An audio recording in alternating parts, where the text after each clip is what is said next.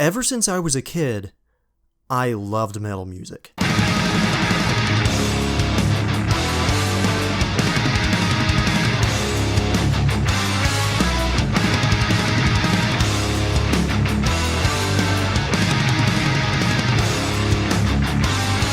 Heavy metal was the first genre of music that got me into music. Everything about it struck a chord with me, from its intensity, to its energy, to its over-the-top theatrics. But one element in particular that made the genre enticing to me was its dark, horror-themed imagery. With lyricism that ranged from occultism to murder, apocalyptic events, war, blasphemy, depictions of hell, and anti-religious themes, metal was an intimidatingly macabre genre for me as a child. The music was especially intimidating because I was raised in a Christian conservative home, where many of my family and friends considered this kind of music taboo, fearing it as if it carried with it a dark supernatural force that made it inherently sinister and dangerous. The bleak imagery and ominous reputation of the genre made it inherently appealing to my curious mind. It was like a forbidden fruit that tempted me with prohibited knowledge, promising to fulfill a desire I didn't know I had.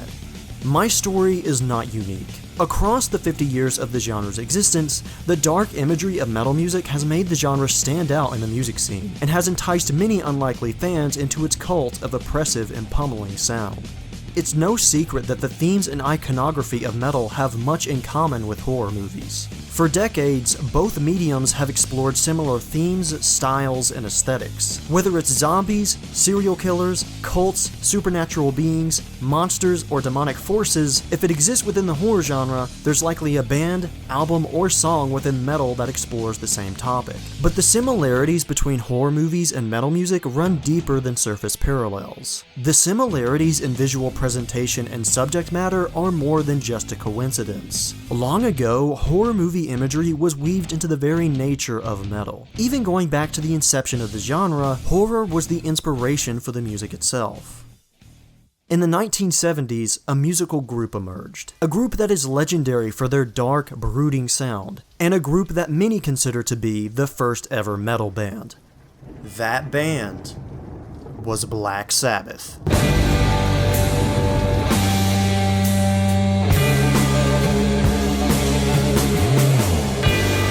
Black Sabbath's groundbreakingly unique sound sprung from their own experiences living around the factories of Birmingham. Their sound was heavy, depressive, apocalyptic, and ominous. This combination created an eerie soundscape meant to strike fear in the hearts of the audience. And according to the band members, this was a musical style that was specifically inspired by horror movies.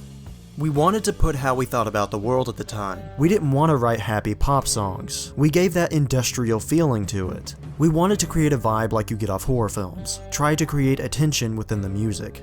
On top of their dark sound, their lyrics were full of foreboding images of doom. The opening song on their debut album talks of a black apparition that the narrator is running away from, and which causes a demonic apocalypse.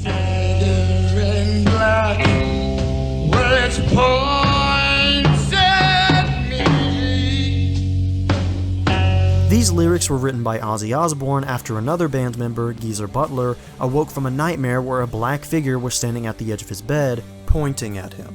Oh no! No, please God help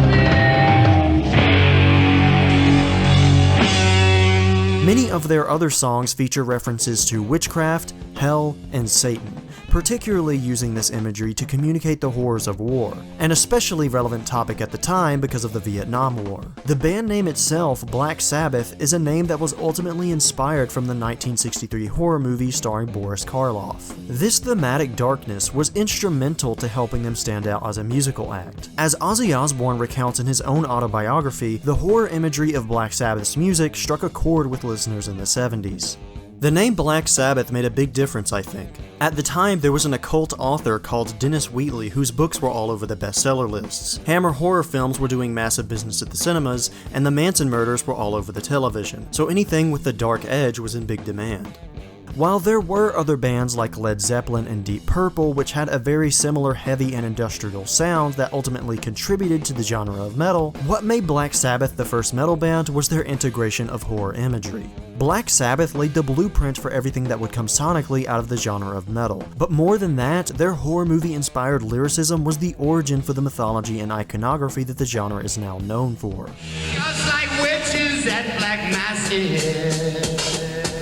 Black Sabbath was also the trailblazer in starting a legacy of controversy for the genre. In a time where people were wary of subliminal messages from the Beatles, Black Sabbath were singing about black masses, apocalypses, and demons. The band has constantly had to struggle against smear campaigns that they practiced witchcraft and were part of the occult. This kind of controversy only intensified as more extreme acts came onto the scene, inspiring lawsuit after lawsuit over suicides, murders, and mass shootings, all of which were attributed to metal music by certain religious and political groups. Are there subliminal duets on the Better By You, Better Than Me song? Absolutely not.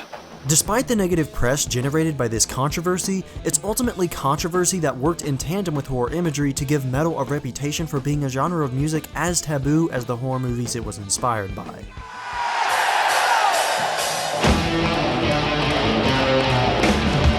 Following Black Sabbath, a slew of British heavy metal bands emerged which built upon the sound of the genre and its horror movie inspirations. During the dawn of the slasher genre with movies like Black Christmas, Halloween, and Texas Chainsaw, bands like Iron Maiden and Judas Priest were making songs like Killers and The Ripper, which described scenes and settings that would fit right in with one of the aforementioned movies.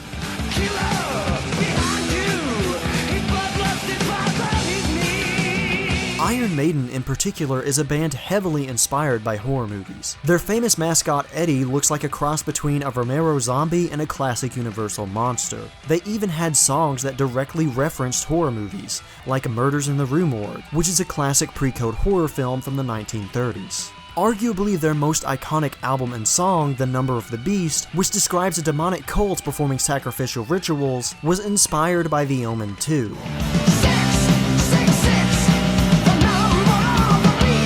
Even late in their career, they continued to pay tribute to horror movies with songs like The Wicker Man, which is of course a reference to the British horror film of the same name. The shadow of the Wicker Man is rising up again. While bands like Iron Maiden were strengthening metal's ties to cinematic horror, bands like the aforementioned Judas Priest were developing metal's influences to give the genre a unique identity apart from horror movies.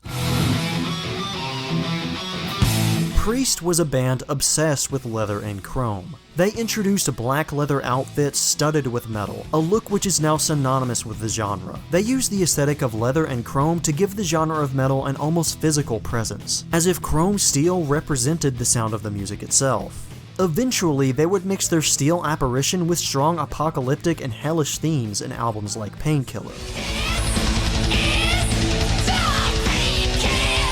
No doubt some of these aesthetic ideas were born from movies like The Terminator, but Judas Priest made them uniquely metal, and they ultimately played a big role in defining the visual style of the entire genre.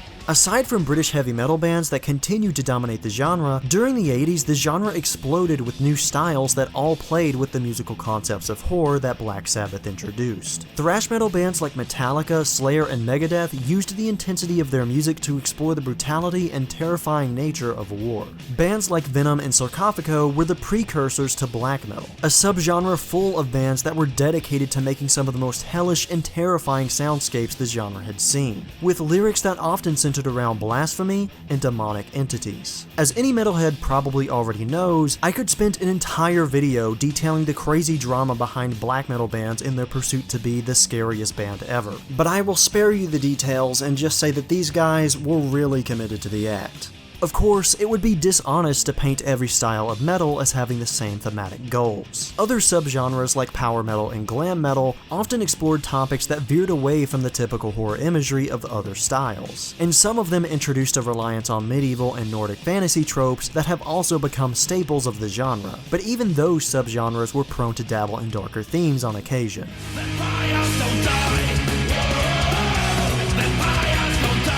It's also worth contextualizing the rise of heavy metal in the late 70s and early 80s within the greater American pop culture, and more specifically, contextualizing its rise through the movies of the era. We've recently been through a glut of nostalgia for the 80s, but the decade was actually a pretty infantilizing time for American cinema. The introspective adult dramas of the new Hollywood had fallen out of favor with the rise of escapist blockbusters built around spectacle and mass appeal. That's not to say that movies like Star Wars, Ghostbusters, or Superman are bad, bad, but they saw with them a shift to the more kid-friendly and fantastical, with simpler narratives of good versus evil which ultimately reaffirmed American values. There were certainly movies that probed at the darker psyche of American society, but with few exceptions, they were largely dwarfed by affirming comfort. To use a specific case study, look to 1982, where the horrific paranoia of The Thing and the dystopian visions of an unrelenting future in Blade Runner were thoroughly trumped at the box office by the feel-good wonderment of E.T. And within this landscape of wholesome Americana,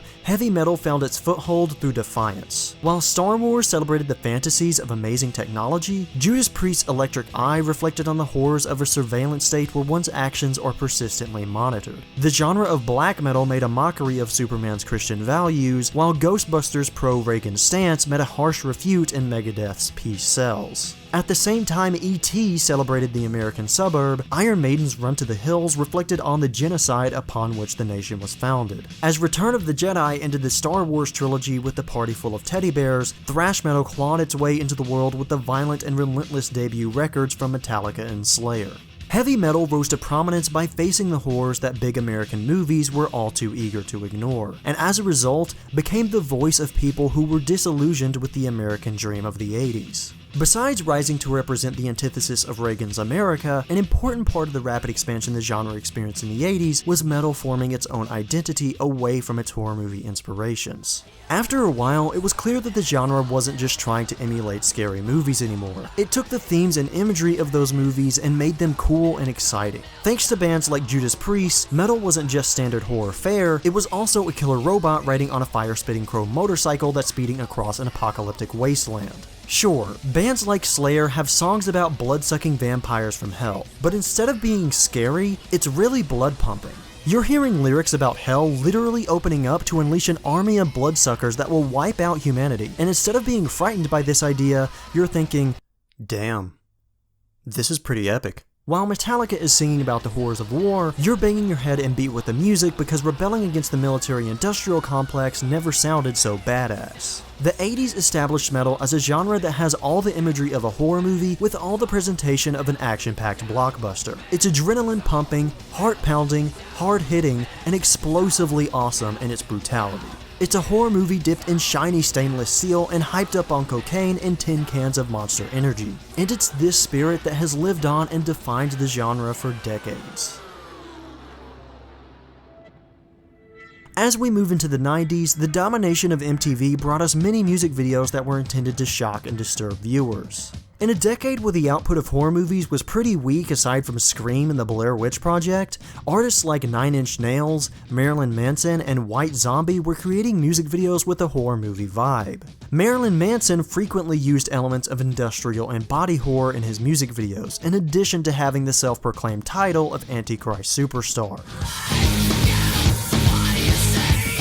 9 Inch Nails and Tool made creepy, strange videos for their songs Closer and Sober, which were inspired by the dark and unsettling stop-motion film Street of Crocodiles. And the music videos of White Zombie were distinctly inspired by horror movies. His music video for Living Dead Girl in particular is basically a musical recreation of the classic silent horror film The Cabinet of Dr. Caligari, and his other music videos made his love of horror movie imagery pretty explicit. Eventually, his music career and love of horror movies led him to a film career in the early 2000s when Rob Zombie began making horror movies of his own. The 90s made the connection between horror and metal more apparent than ever, and exposed a huge overlap between fans of horror movies and fans of metal music.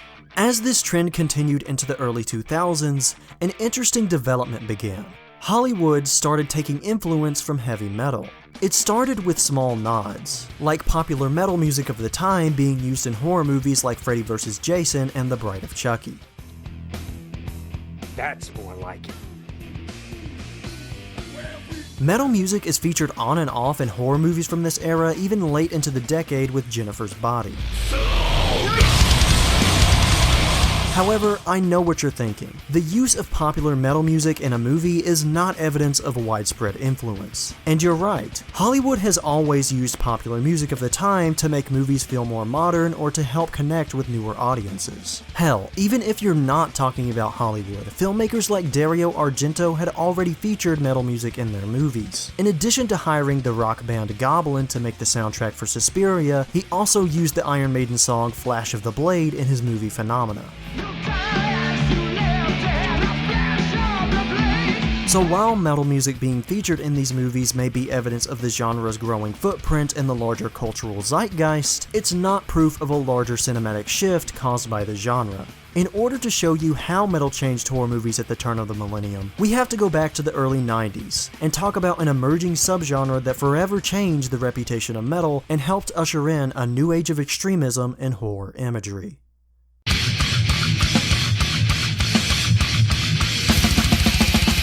Death metal changed the game in a myriad of ways. It takes the intensity, heaviness, and speed of thrash metal to a whole new level, creating a sound that is famously relentless, crushing, and unforgivingly brutal. It's probably the prime example of the kinds of metal music that most normal people don't like.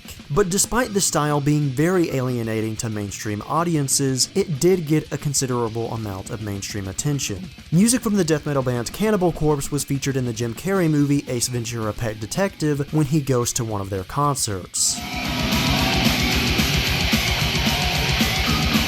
Music videos from death metal bands also played on MTV and were featured on shows like Beavis and Butthead. Whoa. Was that a bear? Now, this isn't to say that death metal was ever super popular. It's not exactly easy on the ears, and for most people who do like it, it's an acquired taste. But beyond the few appearances in mainstream media the genre enjoyed, the main reason it cemented itself within the public consciousness was the massive amounts of controversy surrounding its extreme and brutal imagery.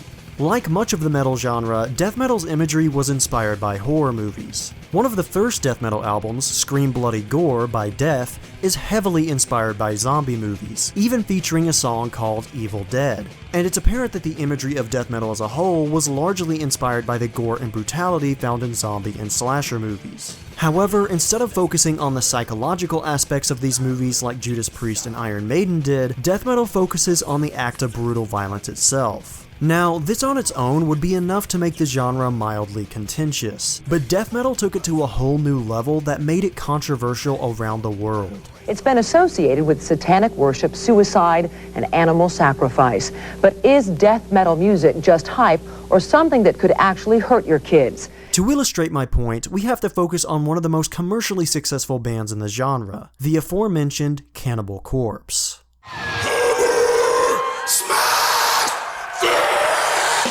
Corpse's album covers often featured people in some state of dismemberment or disembowelment, and one even features a bloody corpse giving oral pleasure to another bloody corpse. Their albums included song titles like Fucked with a Knife, I Come Blood, Butchered at Birth, Orgasm Through Torture, Necropedophile, and Force-Fed Broken Glass, just to name a few.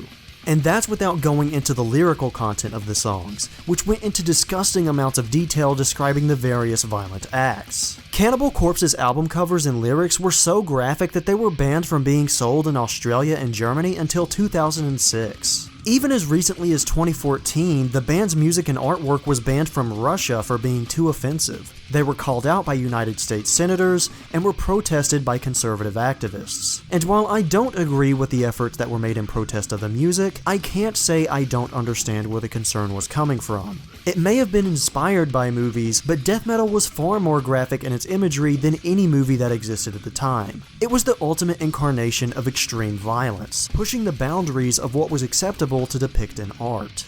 As the 90s moved into the 2000s, the extremism of death metal had a ripple effect across culture. Death metal itself may have not been a mainstream genre, but its influence infected the mainstream in significant ways. One of the biggest ways it did this was through one of the most popular metal bands of the late 90s and 2000s, Slipknot. Though not a death metal band themselves, they were heavily inspired by the sound and lyricism of death metal. Despite this, Slipknot was an incredibly popular band. Their first album was certified double platinum, their second and third albums were certified platinum, and their fourth album debuted at number 1 on the Billboard 200 in addition to being certified platinum. Their music was on the radio, it was in video games, it was everywhere. If you were a teenager in the 2000s, you either listened to Slipknot or had friends who did. They were a band that made the extreme brutality of death metal commercially successful and broadly appealing. During the same period of time, you also had other types of extreme music becoming popular as well, like hardcore, deathcore, and metalcore, which carried with them their own imagery of extremism and horror. Between bands like Slipknot and genres like metalcore, you had a lot of young people in the 2000s that were really into the style of extreme brutality. It was this shift in popular culture that ultimately paved the way for the next big trend in horror movies: torture horror. Beginning with the Saw franchise and continuing with movies like Hostel, the horror movies that became popular during the golden age of Slipknot were gory, graphic, and disgusting.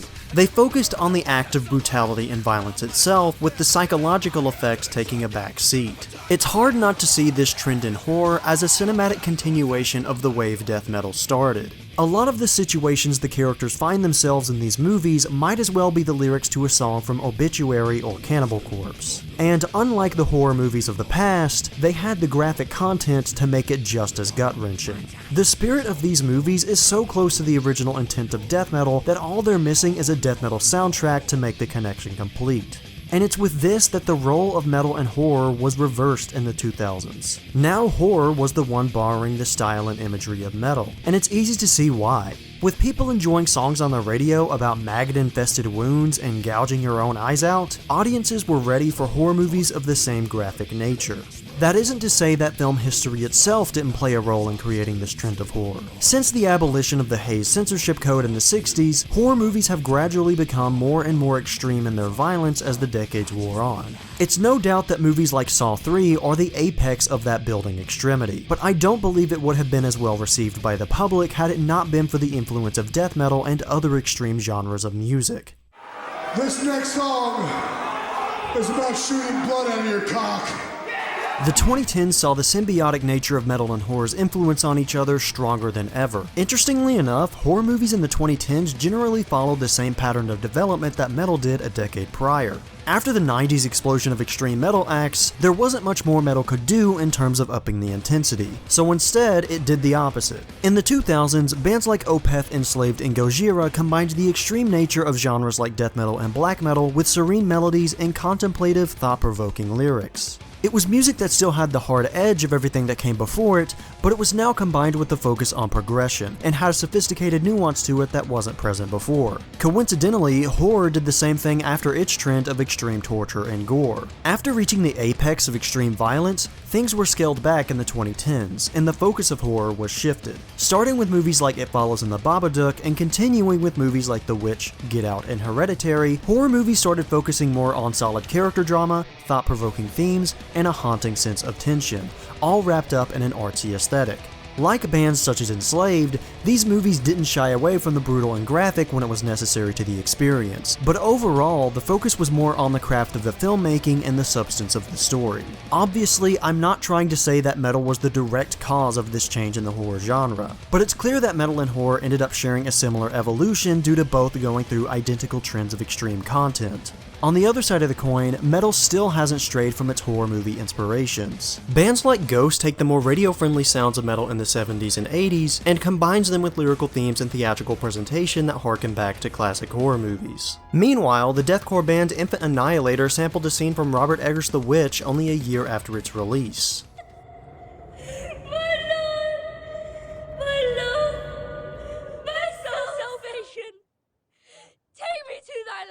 The Witch itself is a movie that aesthetically bears a resemblance to the iconography of black metal in many shots, but I'm unclear as to whether that's because the movie is actually inspired by the music in some way, or if the subgenre itself is so permanently associated with creepy forests that I can't help but think of black metal every time I see one.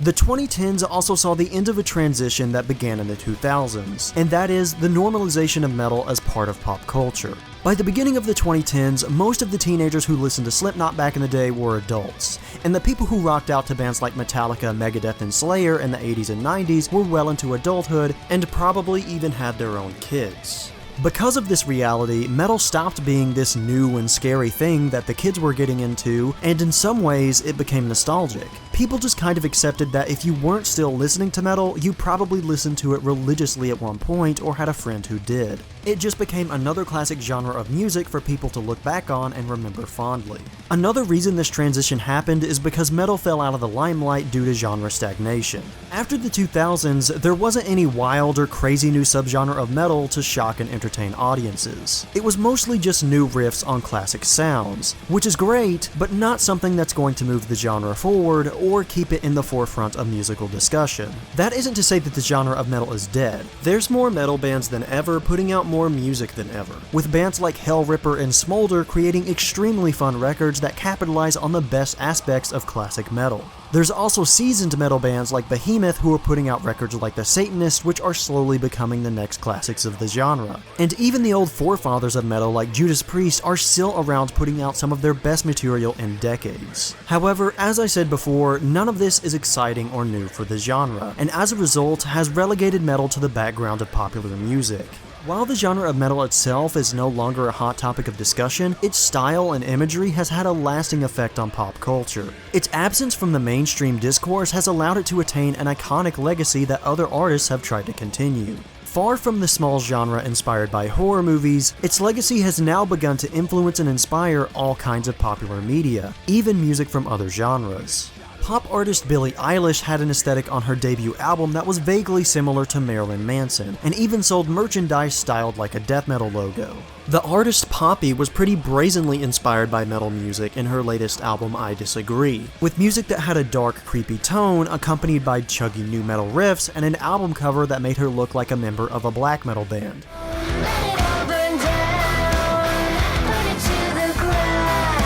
In the rap scene, there's a small wave of artists like Scarlord and City Morgue combining various styles of rap and hip-hop with metal. If I'm honest, I just wanna see this world fucking A combination that was tried before with nu metal, but here it feels a bit more inspired and a bit less like white guys just trying to make rap sound, well, white. I came into this world as a reject. The 2016 remake of the video game Doom was also a huge part of metal's lasting legacy in the past 10 years. Not only is it a game about a fearsome super soldier ripping demons apart with his bare hands, but it also has an award-winning soundtrack composed by Mick Gordon that is full of some of the best and most innovative metal instrumentals of the decade. Honestly, Doom's soundtrack probably drew in more people to the metal genre in the past 4 years than any studio release from a traditional metal band, and that's definitely a testament to how great the music is. Metal has had a much smaller effect on Hollywood movies at large. Obviously, the genre's biggest influence on Hollywood is the Marvel Cinematic Universe, with Black Sabbath's song Iron Man being used as the theme song for the Iron Man movie, despite the song's lyrics having nothing to do with the Marvel character. Obviously, this is more of the filmmakers paying direct tribute to the music, but metal has made an impact on the visual style of movies as well, and probably one of my favorite examples of this is in Mad Max Fury Road, a movie that already looks like the cover of a thrash metal album. In Fury Road, there's a scene where the camera swoops down towards a caravan of spiky vehicles, eventually resting on a shot of a man wearing a skull helmet who's riding on top of a huge deathmobile while playing an electric guitar that shoots flames. Now that is fucking metal. But disregarding Hollywood, by far the most metal movie of the past decade, and the one that most embodies the genre's newfound influence over pop culture, is the Panos Cosmatos film starring Nicolas Cage, Mandy. Mandy is a movie overwhelmingly and undeniably influenced by the iconography of metal music. It bleeds steel from every fiber of its being. The movie is so infatuated and inspired by dark music that it can't help but open with the screen of text about being buried with speakers blasting rock music. It's a quote that seems largely unnecessary and completely unrelated to the events of the movie, but as the movie begins, you quickly realize why such a quote was put at the opening. This is a movie drenched in hues of pink, red, and purple, where characters walk around in Black Sabbath t-shirts and demonic cults roam the woods waiting for their next victim. It's a movie where Nicolas Cage forges a Chrome War act straight from a fantasy novel to go on a bloody rampage of revenge against a group of hellish bikers who all look like members of Slipknot. This is a movie whose characters are literally hyped up on hallucinogenic drugs and fueled by a lust for power and violence. It's a movie that features a chainsaw duel, a cult member with a blade for a penis, and has Nicolas Cage lighting someone on fire, cutting off their head, and then using their decapitated, burning head to light his cigarette. And all of this is set to a soundtrack of heavy dark synth music and drone metal.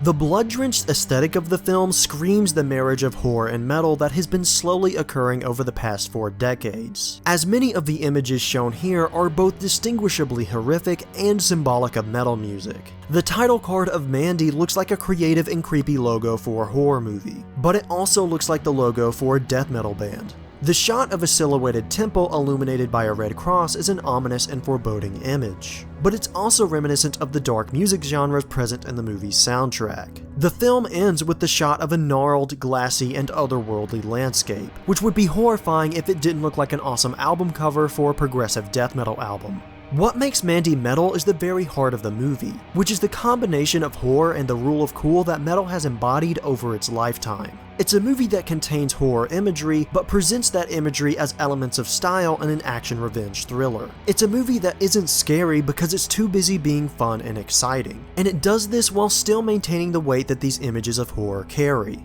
Mandy is the ultimate visual representation of the metal genre, and the definitive symbol of the genre's rise to prominence, its unending relationship with cinema, and its undying legacy of brutality.